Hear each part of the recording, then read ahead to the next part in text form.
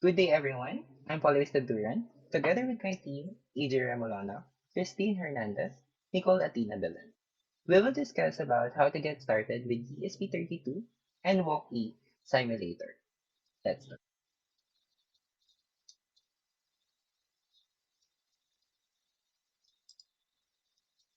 So these are the course outline for this topic. So what is ESP32 and its specifications?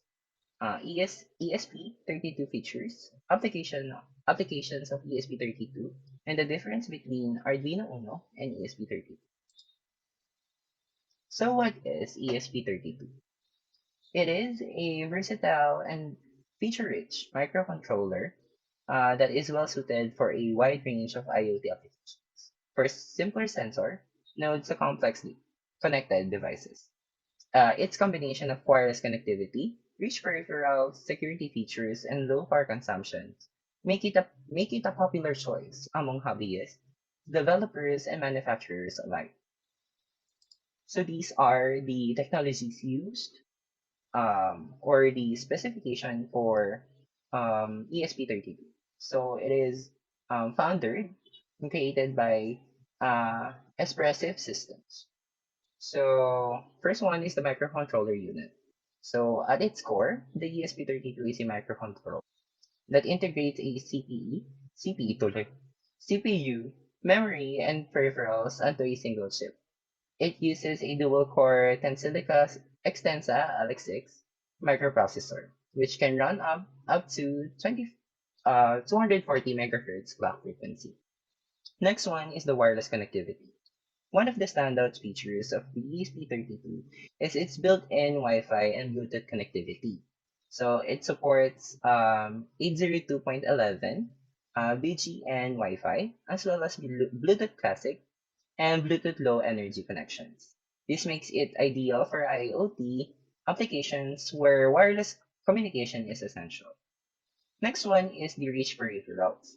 So the ESP32 is packed with a variety of peripherals interfaces, including GPIO, GPIO pins, SPI, I2C, UART, ADC, DAC, and PWPM, and more.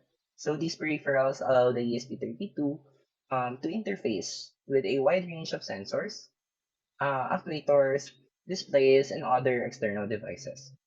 Next one is the security. So the security features. So it is a key consideration in IoT devices. And the ESP32 includes a hardware-based security features such as secure boot, flash encryption, and cryptographic accelerators to help protect sensitive data and ensure the integrity of firmware updates. So the low power next one is the low power consumption. So despite its powerful features, um, the ESP32 is designed to operate efficiently in low power scenarios. So it includes various power saving modes and features, such as multiple sleep modes and dynamic power scaling, which allow developers to optimize power consumption for battery operated applications. So last but not the least, it is for its development environment. So Espressif provides a comprehensive development tools and resources for programming and debugging ESP32 based projects. So this includes the ESP IDF or the IoT Development Framework, which is an official SDK or the software development kit for ESP32 development, as well as support for popular IDE such as Arduino and Platform IO. So these are the specifications for ESP32. So the working voltage is between 2.3 to 3.6 voltage. So the average current is around 80 to 90 milliamperes. So it is maximum current has 500 milliamperes and its input or output pins is 32. And then the other specifications, including ADC, DAC, UART, PWM, SPI interface, I2C, I2C connected to audio devices, capacitance, touchpad pins, memory card interface, CN interface, and temperature sensors are included. So for its application, there are several things to consider. So it can be used, especially to Internet of Things, which is ideal for IoT devices such as smart home devices and small-scale technologies.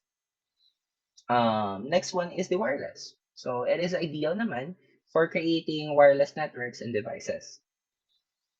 Next is for robotics. So cost-effective solution for creating and programming robots. And lastly, it is used for audio processing. That includes recording and file. So these are the differences between the Arduino and ESP32.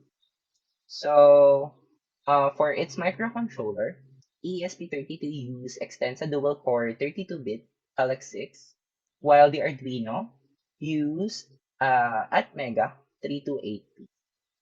Then for the flash memory, we have 4 MB or 4 megabytes for ESP32 and only 32 KB for Arduino.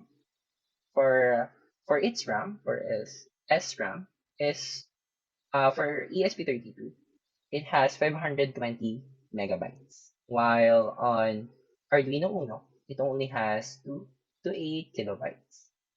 For its EEPROM, for ESP32, it is not available, while on the other side, for Arduino, it has 1 kilobyte to 4 kilobytes.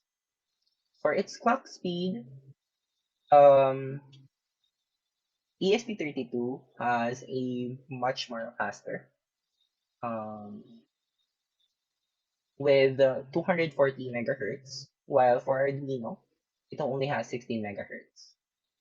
Um, for its operating voltage, it used 3.3 volts DC, while the Arduino used the 16 megahertz.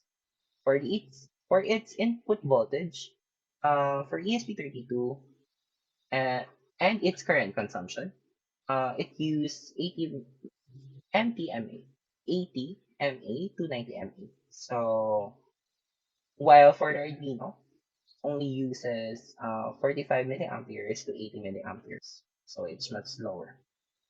And then for its DC current per input-output pin, um, and it's 3.3 volts pin, if it used, it only has 50 milliamperes for ESP32. While for Arduino, it only has 20 milliamperes. Then the other important details, including digital I/O pins, analog input pins, UARTs, SPI, I2C, CAN, PWM, its Wi-Fi, and its Bluetooth are included in this list. Thank you very much. We will proceed to the Walkbee simulator presented by Miss Nicole Latino-Belen. Thank you. Alright, so good day everyone. My name is Nicola Tinagulan and today I will be discussing the source code of our online simulation for ESP32 using Walkway Online Simulator. Alright, so first things first, we have to define the designated pins that we will be using or the GPIO pins that we will be using for toggle switches and also for the output LEDs, which is the green LEDs and the red LEDs. All right, so in our handouts, it said to be that in the challenge part that should have uh, we should have create a simple circuit that if we switch on the switch one, the rest will be turned off or it will be loaded. And yeah, as per our group, we have come up with this code. And first things first, we define the switch pins. Again, the switch pins that we will be using for the input and the output. So for the constant integer for switch pins, we use 2 for 12 and 13 pins. And for the green LEDs, green LED pins, for the output of green LED pins, we use 14, 15, 24, 25 and 27. And for the red LED pins, we use 18, 19, 21, and 22. Alright, so as you can see here in the line 5, um, we have set the integer of switch 4 into 000, which is in low state. And we use a Boolean expression for this. As for set active, it will be false. And for the setup, as I was saying, we will be using the green LED pins and the red LED pins as output, and the switch pins as the input. All right, jumping up to the loop of the code itself. Let's see.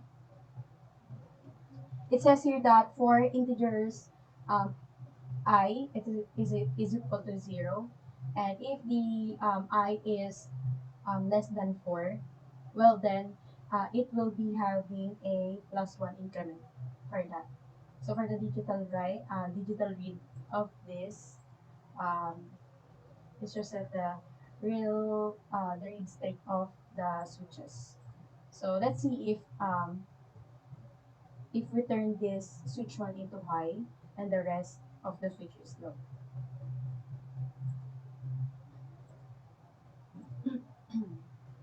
Sorry. Let's turn on the simulation play button. And yes. Alright, so if we turn on the switch 1, we will be having a result of a gradual flow of um, green LED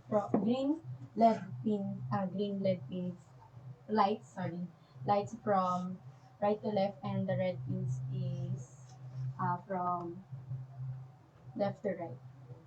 Alright, so it does have a delay of 500. Yeah. So in this loop function, we use if else for the LED pins. Oh, sorry, for the LEDs. So you can see here that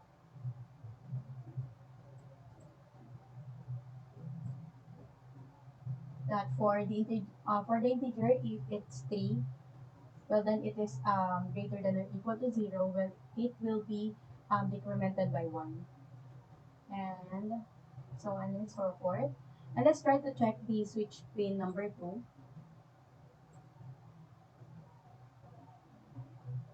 Right, so with the switch pin number 2, if it is high and the rest of the switches is low, we will be having a result of first alternate LED lights, and then followed by the um, gradual lighting of the um, LEDs outwards. Alright, so let's try to check. As you can see here, yeah, it is set up that for the digital right, it is low, and else if the I value is um, less than 4, it will be added +1, since this is a I plus plus, so it will be incremented by 1. Alright, so let's turn on if the what will be the result if we turn the switch to be high. Right, it will be having a continuous linear um, lighting of LEDs.